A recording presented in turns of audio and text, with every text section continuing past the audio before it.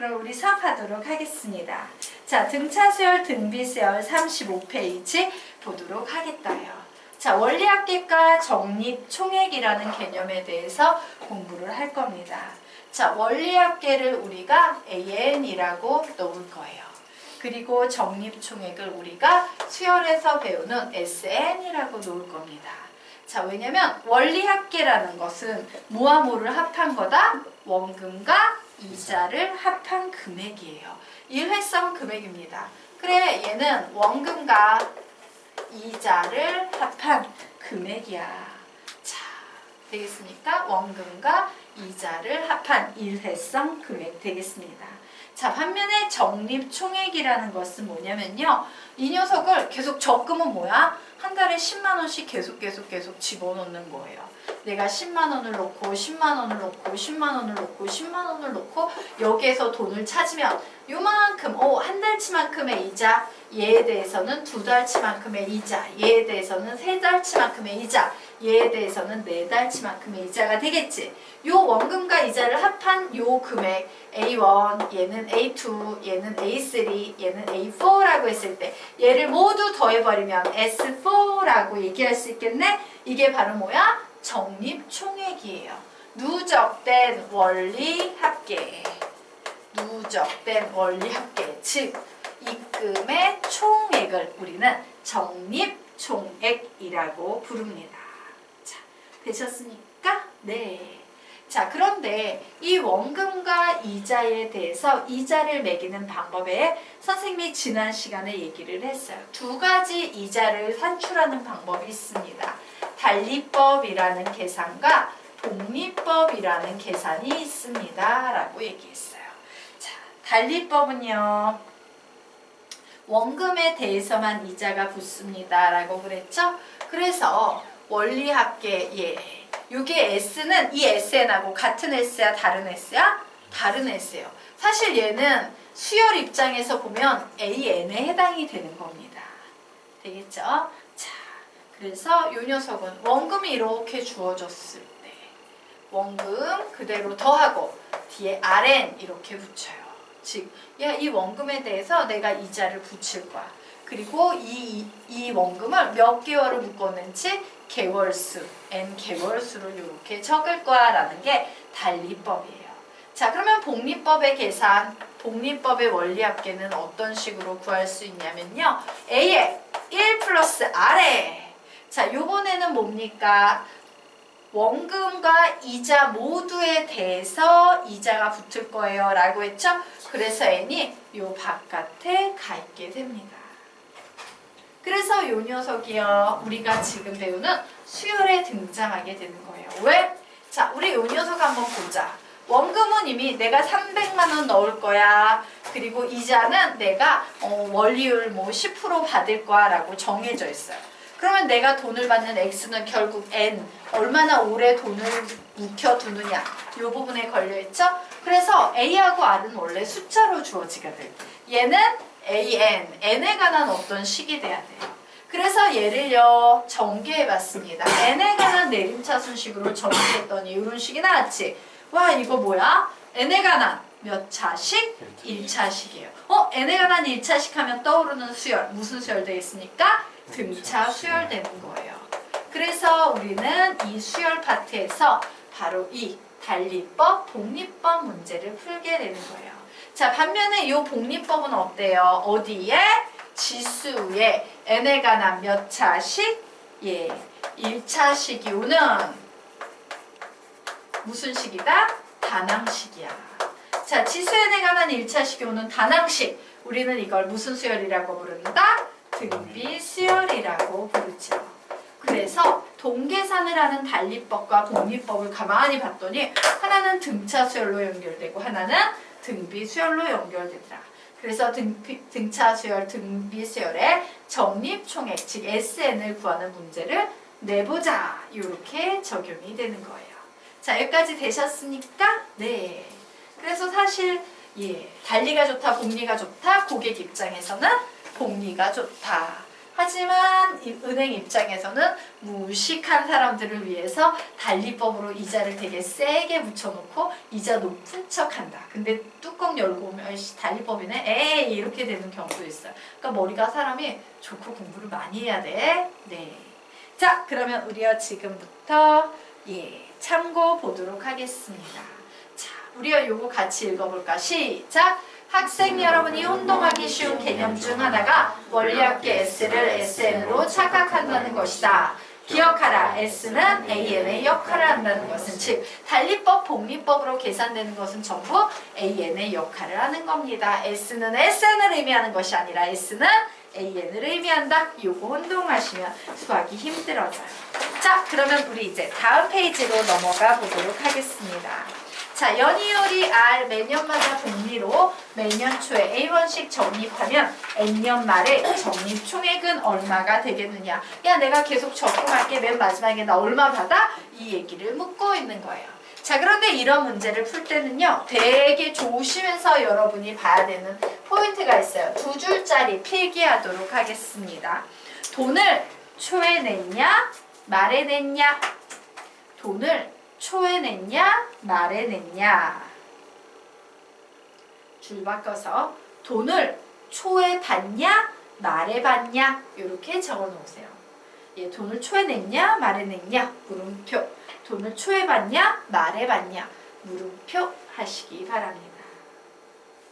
자, 여러분은 이런 문제를 풀 때요 초말에 굉장히 민감하셔야 돼요. 왜? 이 초말 하나에 따라서 한 달치 이자를 더 받고 못 받고가 결정돼. 그리고 그에 따라서 답이 완전히 바뀌어버려요. 되겠죠? 자 그러면 선생님 같은 경우는 이런 문제를 풀 때 보통 이런 식으로 접근합니다. 자 연이율 R 매년마다 복리로 매년 초에 A1씩 적립한다 그랬죠? 그러면 A를 이렇게 써. 그리고 이 녀석을 1초라고 적어 놓습니다. 매년 초마다 A1씩 적립하니까 2년 초가 됐을 때 나는 또 A1을 넣겠죠. 3년 초가 됐을 때 나는 또 A1을 넣을 겁니다. 그래서 이제 땡땡땡 생략 이렇게 해주고요. 그래서 이제 N년 말 등장하고 있지. 맞아? 그럼 나는요 여기에서 조금만 더 써볼게요. 그래 N-1초 N-1초 N년 초 이렇게 쓸 거야. 그러면 이제 그 다음이 뭐가 되겠습니까? 1년이 지나면 우리 1년 지난 걸 뭐라고 표현할 수 있어? N년 말이라고 얘기할 수 있을 거예요. 되겠죠? 말이나 초는 어차피 같잖아. 하루 차이잖아. 하루 차이 때문에 이자 안 주면 미치는 거고. 그죠? 그래서 말초는 같아요. 그래서 여기 간격마다 1년 그래서 요 N년 초와 N년 말에도 1년 이렇게 되는 거야. 자 이때 N년 말에 내가 받는 돈이 얼마냐라고 묻고 있는 상황이에요. 맞나요? 그러면 이제 계산하면 됩니다. 그래 나는 요 녀석에 대해서 N년 초에 낸 즉 1년 꿇은 요 돈에 대해서 얼마 낼까 계산해 보는 거야. 그랬더니 A의 복리법이죠? 그럼 어떻게 계산해요? 1 플러스 R이지? 몇 년 묵었어 이 돈은? 1년 묵었지? 그럼 여기에 1제곱 이렇게 붙여주는 거예요. 자 그러면 이제 요 돈은 몇 년 묵었어? A의 1 플러스 R에 몇 년 묵었다? 2년 묵었죠. 맞습니까? 자 그러면 이제 여러분이 뭘 하셔야 되냐면 변하는 녀석에 집중해야 돼요. 자 이쪽 라인을 보면 A는 그대로인데요. N-1, N 요런 녀석이 변하고 있지. 자 요 식에서도 변하는 녀석에 집중해야 돼요. A 그대로 1 플러스 R 그대로 요 자리가 변하고 있네. 그러면 관계를 보셔야 돼요. 여기 N이고 여기 1이지. 여기 N-1이고 여기 2지. 무슨 관계가 있어? 두 개를 어떻게 하면?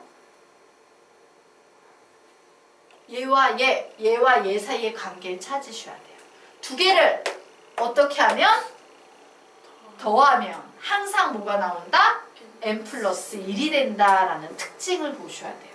되겠습니까? 변하는 요소만 가지고 두 개를 더하면 모두 다 항상 n 플러스 1이 돼야 되는 거예요. 자 그러면 우리는 이제 땡땡땡 처리됐을 때 요 녀석도 손쉽게 할 수 있겠지. 뭐가 되겠습니까? A에 1 플러스 R에 뭐가 돼야 돼? N-2가 돼야 되죠. 그리고 요 녀석도 A에 1 플러스 R에 N 마이너스 1이 돼야 되죠. 그리고 요 녀석도 A에 1 플러스 R에 N이 돼야 될 겁니다. 요런 식으로 찾아내셔야 돼요.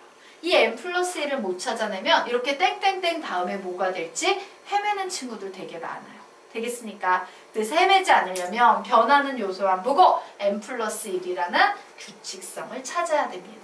자, 어쨌든 N년말의 적립총액, 나는 N년말에 돈 얼마를 받냐라고 하면 돈 이만큼을 받아 라고 얘기할 수 있겠네. 얘를 모두 다 더해주면 됩니다. 얘를 더하려고 봤더니 얘는 뭐야? 수열에 합의되고 있네. 심지어는 그 수열이 무슨 수열이다? 등비수열이다요. 자, 그래서 등비수열의 합공식으로 SN을 구해볼 생각입니다. 자, 쭉 더했을 때 공비는 몇입니까? 공비는 1 플러스 R이지. 1 플러스 R씩 계속 곱해서 진행이 되고 있죠? 그러므로 자, 등비수열의 합공식 한번 불러보자. 등비수열의 합공식 시작. 1 마이너스 R분의 A의 1 마이너스 R의 N제곱 혹은요 시작 R 마이너스 1분의 A의 R의 N제곱 마이너스 1. 이때 R이 크면 요렇게 R이 작으면 요렇게 쓰십시오 라고 했는데 얘는 공비 R이 1 플러스 R이야. 1보다 크지? 그래서 앞에 써줍니다. 1 플러스 R 마이너스 1분의 자 초항이 몇이 나오고 있습니까? A의 1 플러스 R의 1제곱 1제곱 써줄 필요 없죠. 그리고 나서 1 플러스 R의 N제곱 항수 몇 개? N개 맞지? 1부터 N까지 N제곱 마이너스 1이라고 이렇게 쓰면 되겠네요. 자, 그래서 최종 답 냅니다. 내가 구하고 싶은 적립총액 SN은 플러스 마이너스 1 지워져서 R분의 A의 1 플러스 R의 1 플러스 R의 N제곱 마이너스 1이다 라는 요런 답이 나오겠구나 라고 구하시면 돼요. 그래서 보통 은행에서 일하시는 분들은요 그 컴퓨터에 요런 수식이 있어. 그래서 요 수식에다가 이제 그냥 넣는 거예요. 계산할 때 요게 이율 넣고 원금 넣고 공식에 넣으면 알아가지고 계산이 딱 돼서 나온다 라고 생각하시면 돼요. 되겠습니까? 네. 자, 그러면 이제 뒤로 넘기도록 하겠습니다. 자, 평가라는 개념에 대해서 선생님이 좀 설명을 하려고 그래요. 어렸을 땐 평가를 잘 모르지. 근데 선생님처럼 나이가 들면요. 이 효과 되게 무서운 거구나. 인플레이션 엄청나게 무서운 거구나. 라고 이제 되게 팍팍 느낍니다. 자, 우리 한번 볼까요? 네. 뭐냐면 너희들은 혹시 메로나 100원에 사 먹어본 적 있니? 없지. 자, 메로나라는 제품이 처음 출시됐을 때 가격이 100원이었어요. 그러다가 요즘에는 이제 막 뭐지? 원 플러스 원이 아닌 이상 편의점 같은 데 가서 먹으면 이제 막 메로나 1,000원에 팔고 이러잖아. 맞아요? 예. 결국 야, 몇 배가 된 거야? 10배가 된 거야. 이 10배가 되면은 인플레이션 1000%가 발생한 거예요. 메로나에 한해서만큼은. 자, 그런데 이 현재 가치라는 것은 뭐냐면요. 이 돈과 인플레이션에 따른 시간에 의한 액수 차이를 감안해 버리는 거예요. 즉 뭐냐, 10년 전 메로나는 100원, 100원 되게 적네 이럴지 모르지만 이 100원을 현재 가치로 환산하면 얼마만큼의 가치가 있는 거다? 1,000원만큼의 가치가 있는 거야 라고 계산을 해주는 거. 그리고 이제 100원짜리가 1,000원 됐는데 1,000원짜리가 5,000원이 되지 말라는 법 없잖아. 이제 계속 인플레이션이 일어나서 나중에 이제 너희들의 자녀는 메로나 하나를 5,000원에 사 먹어야 되는 시절이 올지도 몰라. 그러면 이 5,000원은 와 되게 비싸다 할지 모르지만 현재 가치로 계산하면 얼마의 가치밖에 안 가지고 있는 거다? 1,000원의 가치밖에 안 가지고 있는 거다. 이게 바로 현가 개념이에요. 그래서 이 현가 개념을 모르잖아요. 즉 한마디로 말해서 현가 개념도 모르는 무식한 경우. 이렇게 얘기하면 안 되는데 그런 케이스를 하나 얘기를 해드리도록 할게요. 옛날에 이제 어른들이 공부를 잘 안 하셨잖아. 할머니 할아버지들은 막 초등학교 졸업했어요 이런 분 많으시잖아요. 선생님 외할머니 얘기예요. 이제 그 선생님 엄마가 외할머니의 첫 딸이야. 첫 딸이 결혼해서 첫 번째 딸을 낳은 거야. 그러니까 첫 손주지. 맞아? 자식이 엄청 두 줄이 많은데 그 중에 첫 손주가 태어났어. 너무 기뻤겠지. 그래서 할머니께서 큰 선물을 하셨어요. 어떤 선물을 하셨냐면 보험을 하신 거예요. 교육보험이라는 선물을 하신 거예요. 당시 선생님의 언니죠. 선생님 언니가 태어났을 때 대학 등록금, 지금 대학 등록금 얼마예요? 한 500에서 700 막 사이 막 이러잖아. 예, 500에서 700 사이라고 한다라고 하면 요 당시에는 대학 등록금이 20만 원이었어요. 근데 이 20만 원은 지금 가치로는 얼마만큼의 가치 가지고 있는 거야? 500에서 700 정도의 가치를 가지고 있는 거야. 그래서 야, 첫 손주니까 얘는 대학을 보내야지. 얘 대학 들어갈 때 첫 등록금은 내가 내줄게. 이 생각을 한 거야. 그래서 이 20만 원을 차라리 은행에 잘 놓으면 매년 10%씩 이율이 붙던 시절이 있었어요. 한국도 막 잘 나갔을 텐데 이제 보험 설계사 아주머니가 한 분 오셔가지고 손주 태어났으면 교육보험 들어야죠. 이 20만 원 저희한테 맡기시면 저희가 나중에 등록금 드려요 라고 얘기를 한 거예요. 그래가지고 즐거운 마음으로 그래요 너무 좋다 막 이래가지고 20만 원을 보험 설계사한테 맡겼어요. 그리고 20년이 흘렀어. 선생님 언니가 이제 대학을 들어갈 때는 등록금이 200에서 300, 언니의 등록금은 300만 원이었거든요. 그런데 보험사에서 이제 20년 동안 저희에게 맡기셨던 20만 원 돌려드립니다 이러면서 20만 원을 돌려준 거야. 등록금이 300인데 되게 비극 아니냐? 그치? 예, 당시 현가로 500에서 700 사이의 돈을 이제 현재의 가치로 했는데 언니가 다닐 땐 300만 원이었는데 보험 설계사가 20만 원을 이제 딱 갖다 주면서 자, 20년 전에 맡겼던 20만 원 돌려드립니다. 이러면서 이제 준 거예요. 어이없는 거지. 이게 현가 개념을 몰라서 생긴 일이에요. 할머니가. 되겠습니까? 그래서 선생님은 간혹 생각해. 막 뭐지? 보험? 국민보험인가? 국민연금. 막 사람들이 난 국민연금을 60만 원을 만들래 막 이러면서 지금 열심히 막 쏟아붓고 있는 사람들 있지. 막 30대, 40대에 30대에 보통 많이 쏟아붓죠. 그래서 30대가 이제 연금 받으려면 30년 지나야 되잖아. 30년 뒤에 이제 50만 원을 받는 거야. 그때 현가는 얼마일까? 상상을 하면 답이 안 나와요. 근데 그걸 모르는 사람들은 그냥 열심히 뭔가 하는 거야. 예, 연금이 좀 그런 측면이 있습니다. 물론 조금씩 올라간다고는 하지만 너무 미비하지. 자, 어쨌든 이게 현가야. 그러면 우리가 현가 한번 살펴보도록 할까요? 결국에 같은 가치를 가지고 있다는 거지. 시간에 따라서 액수가 달라 보일 뿐이지. 맞나? 그러면 봐. 100원이 1000원이 되려면 뭔가 1보다 큰 수를 곱해준 거예요. 맞지? 맞습니까? 5,000원이 1,000원이 됐다는 것은 뭔가 1보다 큰 수를 이 5,000원에 뭐 해준 거야? 나눠준 거야. 맞나요? 나눠준 거지. 자, 그래서 우리 결론 내도록 할게요. 결론 한번 읽어볼까? 시작! 현가 계산 문제는 미래로 가면 곱해주고 과거로 가면 나눠준다. 되겠습니까? 자, 그래서 우리요 밑에 좀 정리하고 가도록 하겠습니다. 사실은 모든 사람들이 전부 곱해주는 방식으로 생각하는데 선생님은 나눠주는 방식을 써요. 왜? 나눠주면 되게 편하거든. 자, 얘 한번 요 밑에다 얘 하나 적고 가도록 하겠습니다. 자, 연복리로 R이에요. 연복리가 R입니다. 자, R만큼의 이자를 준다. 원금이 A예요. 자, 그리고 이 원금 A에 대해서 내가 N년 후에 현가를 계산하고 싶어. 이 원금 A에 대한 N년 후에 현가를 계산하고 싶어요. 그러면 어때? 시간이 좀 지났으니까 그때 현가는 이 A보다는 좀 더 큰 돈이 돼 있겠지. 그러면 우리 어떻게 하면 돼? A에다가 뭘 곱해주면 됩니까? 1 플러스 R에 N제곱을 곱해주면 이것이 N년 후에 원금 A에 대한 현재 가격이 되는 거예요. 되겠습니까? 자, 그러면 이제요 또 얘기해 보도록 합시다. 자, 연복리가 R이고 원금이 A입니다.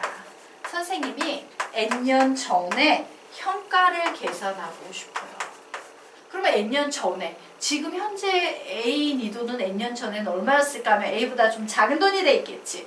그 녀석은 어떻게 계산한다? A를 1 플러스 R의 N제곱으로 나눠버리는 겁니다. 되겠습니까? 네. 그래서 보통 모든 시중교재는 전부 얘 가지고 풀려 있어요. 근데 선생님은 얘도 이용해. 얘를 이용하면 훨씬 편해요. 자, 그러면 우리 이제 하나 더 여백에 또 하나만 정리하고 가도록 하겠습니다. 자, 번분수 개념 배운 사람도 있지만 번분수 네, 번분수 못 배운 사람도 있을 거기 때문에 선생님이 번분수 좀 정리하고 가도록 할게요. 자, 뭐를 번분수라고 선생님이 가르쳤습니까? 번분수란 분수 속에 또 분수가 있는 식이에요.